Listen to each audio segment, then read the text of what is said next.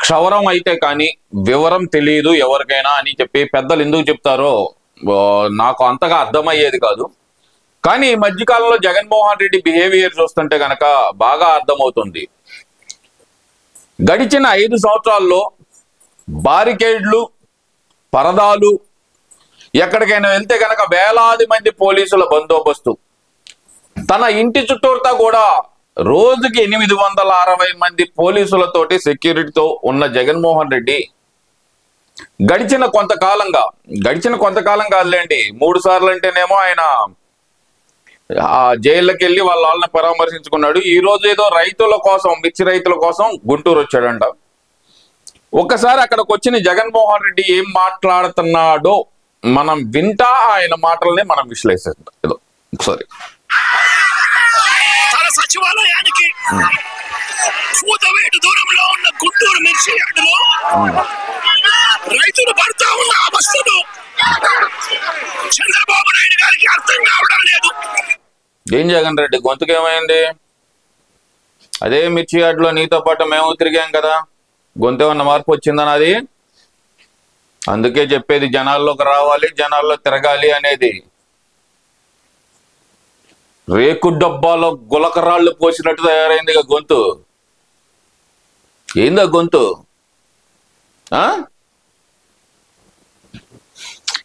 సచివాలయానికి కోతవేటు దూరంలో ఉన్న మిర్చి యార్డులో రైతులు పడుతున్న కష్టాలు అంటున్నావు. గడిచిన 5 సంవత్సరాల్లో రైతులు పడిన కష్టాలకి ఏ రోజైనా సరే నువ్వు స్పందించిన విషయం ఒకటి ఉంటే చెప్పు. ఈవెన్ బాపట్లలో నువ్వు తుఫాన్ వచ్చినప్పుడు నువ్వు ఎలా పరామర్శించే వాళ్ళని? రోడ్డు మీద ఒక స్టేజీ కట్టి, ఆ స్టేజ్కి ఒక గ్రీన్ మ్యాట్, దాని మీద ఒక టెంట్ వేసి, అక్కడి నుంచి ఒక స్టేజీ లాగా ఉండి రోడ్డు మీద నుంచి ఇలా తొంగి చూస్తుంటే అందులో ఉన్న ప్రజలు నీకు 30 నుంచి 40 మీటర్ల దూరంలో ఉండి వాళ్ళ పంటను పీకేలా చూపిస్తే అది నువ్వు పరిశీలించిన తీరు జగన్మోహన్ రెడ్డి. ఈ రోజు నువ్వు నీతులు చెప్పకూడదు జనాలకి. చంద్రబాబు నాయుడు గారు ఏం చేయాలో నువ్వు చెప్పాల్సిన అవసరం లేదు. ఆయన నీకంటే చాలా సీనియర్. ఎలా చెయ్యాలా పరిపాలన, రైతులను ఎలా ఆదుకోవాలా అనేది ఆయనకి బాగా తెలుసు. చంద్రబాబు నాయుడు గారికి అర్థం కావడం లేదు.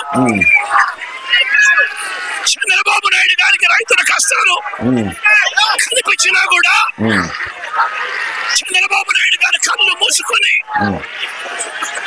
రైతులను కష్టాల పాలు చేస్తా ఉన్నాడు. జగన్మోహన్ రెడ్డి నువ్వు 5 సంవత్సరాలు కళ్ళు మూసుకున్నావా లేదా? ఇక్కడ చంద్రబాబు నాయుడు గారు కళ్ళు మూసుకోలేదు. దానికి ఉదాహరణ ఏందో తెలుసా? నువ్వు బకాయి పెట్టేళ్ళ 1800 కోట్లు ధాన్యం బకాయి, అది చంద్రబాబు నాయుడు గారు అధికారంలోకి వచ్చిన మరుక్షణమే ఇచ్చేశారే జనాలకి. అలాగే ఈ సంవత్సరం ఏదైతే ఉందో ప్యాడీ పంట,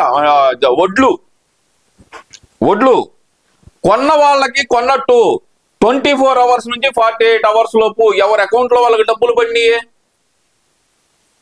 ఏడ కళ్ళు మూసుకున్నారు?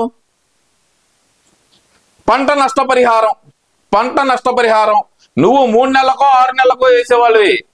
ఇక్కడ పొలంలో తడారక ముందలే పంట ఎంత నష్టపోయింది, పూర్తిగా తడారక ముందల నష్టపరిహారం వాళ్ళ అకౌంట్లో పడింది.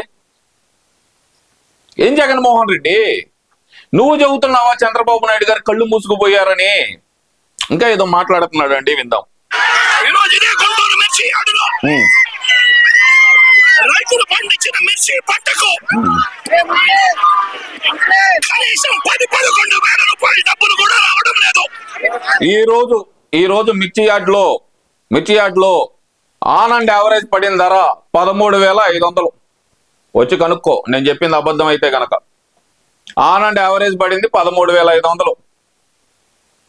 11,000 నువ్వు చెబుతున్నావు, 10-11,000 అని మేము వినాలి.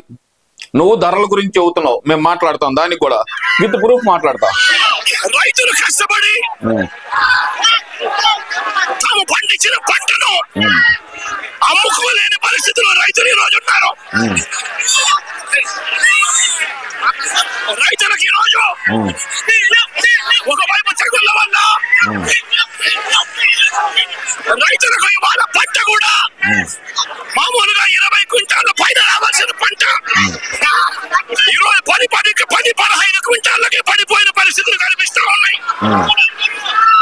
మన చూస్తే 7 సంవత్సరం అంటే వైఎస్ఆర్సీపీ ప్రభుత్వ హయాంలో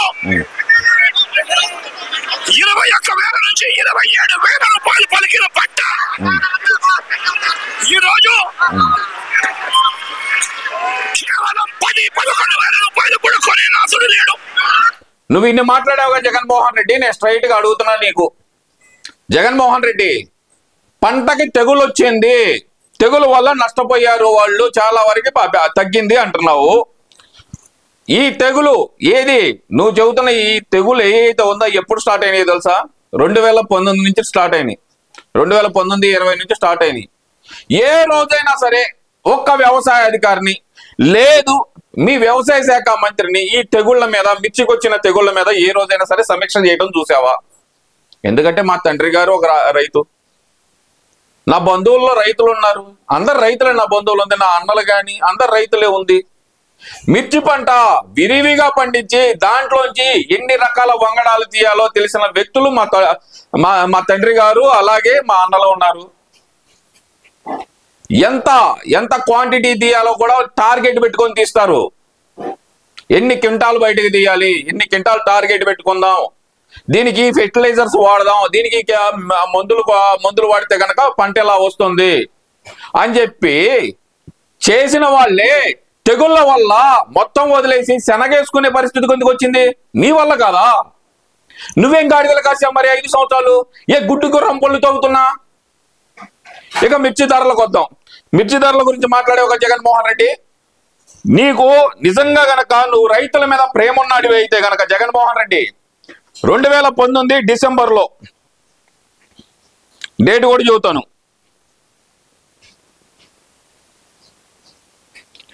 26/12/2019 జీవో ఇచ్చావు. నువ్వేమని ఇచ్చావు ఆ రోజు? మద్దతు ధరల జీవో ఏమి ఇచ్చావు? రెడ్ చిల్లీ వచ్చేదలికి 7,000కు నువ్వు ఇచ్చింది. ఇదిగో విత్ ప్రూఫే.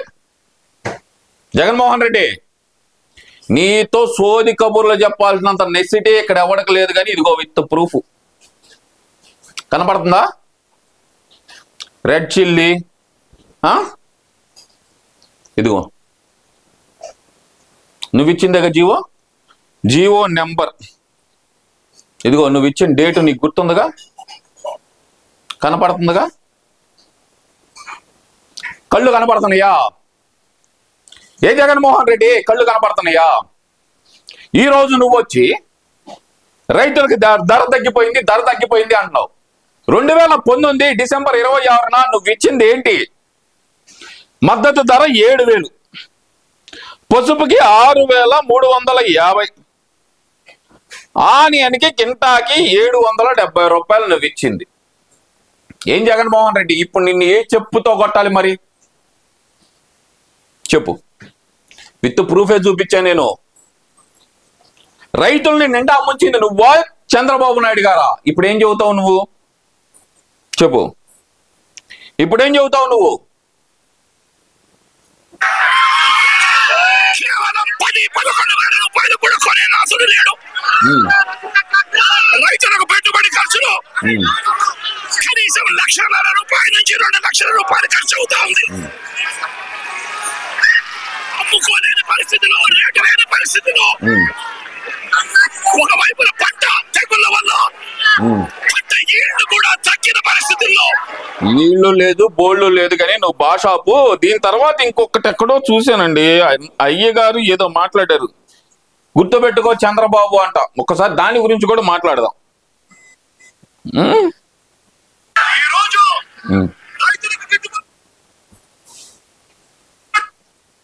రైతుల కష్టాలు తెలుసుకొని రాబోయే రోజుల్లో రైతులంతా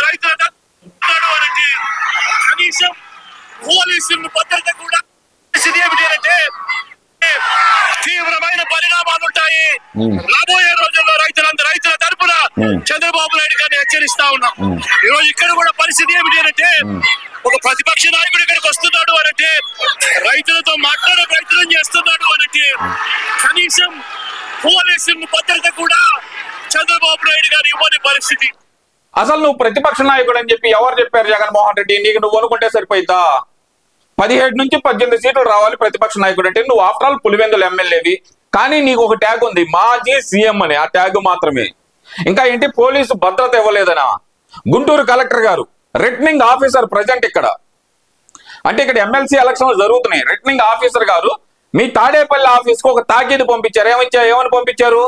ఎలక్షన్ కూడా అమల్లో ఉంది కాబట్టి మీరు ఎలాంటి ప్రదర్శనలు చేయడానికి వీల్లేదు, ఎవరిని కలవడానికి వీల్లేదు, ఎలాంటి సభలు పెట్టుకోవడానికి పర్మిషన్ లేదు, అందువల్ల మీకు పోలీస్ ప్రొటెక్షన్ ఇచ్చే పరిస్థితే లేదు అని చెప్పి నాగమణి గారికి చెప్పారు కదా. ఏ జగన్మోహన్ రెడ్డి ఎవరి చెవుల్లో క్యాలీఫ్లవర్లు పెడుతున్నా?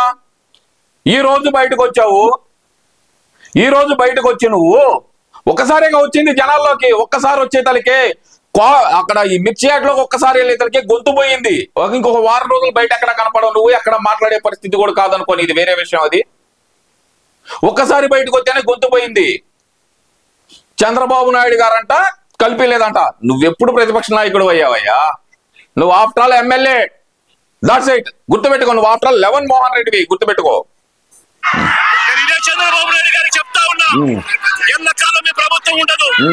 రేపు పొద్దున ప్రతిపక్షంలో మీరు కూర్చున్నప్పుడు ఇదే మాదిరిగా పోలీస్ భద్రత మేము తీసేస్తే, జగన్మోహన్ రెడ్డి నిన్ను ఏ చెప్పుతో కొడితే నీకు మంచిదో నువ్వే ఆలోచించుకొని జనాలు క్లారిటీ ఇవ్వు. మాచర్లలో కొన్ని కుటుంబాలని ఊరి నుంచి తరిమేశారని చెప్పి చంద్రబాబు నాయుడు గారు బయలుదేరితే ఇంటిగేటుకి తాడులు కట్టించావు అదే పోలీసుల చేత. నందిగామ వెళ్తే కనుక రాళ్ళు వేపించావు. అదే అమరావతిలో పర్యటనకి వెళ్తే బస్సు మీద రాడ్లు వేపించి భావ ప్రకటన స్వేచ్ఛ, అప్పుడున్న సవాంగం, నువ్వు అంటావు చూడు మా సవాంగం అన్నా అని చెప్పి ఆ డీజీపీ చేత భావ ప్రకటన స్వేచ్ఛ అని చెప్పించావు. ఇప్పుడు అదే భావ ప్రకటన స్వేచ్ఛ గనక చంద్రబాబు నాయుడు గారు ఇక్కడ గుంటూరులో ఉన్న తెలుగుదేశం పార్టీ కార్యకర్తలకు గనక అదే భావ ప్రకటన స్వేచ్ఛ గనక ఇచ్చుంటే గనక నీ పరిస్థితి ఏమయ్యేది? దిగ్గలిగేవాడివా చెప్పు. 11 నియోజకవర్గాల నుంచి కష్టపడి కార్లు పెట్టి తోలితే వచ్చిన జనాభా నీకు తిప్పి కొడితే 1000 మంది 1500 మంది లేరు అక్కడ. అర్థమవుతుందా? కార్లు పెట్టి బళ్ళు పెట్టి తోలితే వచ్చారు ఆ జనం కూడా. నువ్వేదో నువ్వు ఊహించుకో మాకు. నువ్వు పెద్ద తోపు తురుంకా నువ్వు అనుకుంటున్నా. రేపు మళ్ళీ అధికారంలోకి వస్తావంటున్నా. అయినా సరే జగన్మోహన్ రెడ్డి నాకు చిన్న డౌట్ జగన్మోహన్ రెడ్డి ఏంటంటే కనుక నువ్వు మిర్చి యార్డుకి ఎందుకు వచ్చా? రైతులను పరామర్శించడానిక, రైతులు అక్కడ పెట్టుకున్న మిర్చి బస్తాలు దొబ్బుకెళ్ళటానిక? ఏమయ్యా కష్టపడి పండించుకున్నారయ్యా రైతులు? నువ్వు ఇందాకన్నావు చూడు, మద్దతు ధర లేదు అమ్ముకోలేకపోతున్నారని చెప్పి. వాళ్ళు అమ్ముకోలేకపోతున్నారని చెప్పి నువ్వు దొబ్బుకొని వెళ్ళావా? సిగ్గుండాలి. 6 కాలం కష్టపడి 14 టిక్కీలు వాళ్ళు కోల్పోయారు. నీ తోపులాట్లో మేము ఎక్కడ నలిగిపోతామో అని చెప్పి పక్కకి వెళ్ళారు. తిరిగి వచ్చి చూసుకునే తలకి అన్నిట్లో ఉండాల్సిన 14 టిక్కీలు లేవు. మీ బ్యాచ్ దొబ్బుకెళ్ళిందంట. ముందల ఆ దొబ్బుకెళ్ళిన సారీ నువ్వు దొంగవే అనుకున్నా, ఎన్నోళ్ళు ఆర్థిక దొంగవే అనుకున్నా, మిరగాయల దొంగ కూడా అన్నమాట. ఇంట్లో వాళ్ళు కారప్పొడి ఏమన్నా అడిగారా? ఏం జగన్మోహన్ రెడ్డి ఎర్రగా బాగుండేలే ఎత్తేంట్రా అని చెప్పావా? ఇంట్లో వాళ్ళు కారం అడిగితే కొనుక్కోవాలి రైతుల దగ్గర, దొబ్బుకెళ్ళడం కాదు జగన్మోహన్ రెడ్డి. ఏం బతుకయ్యా నీది? మిరగాయల దొంగతనం, ఆఖరికి చీపుగా మిరగాయల దొంగతానికి కక్కుర్తి పడ్డావా? చిచి ఎంత చీపా నువ్వు మరి? చిచి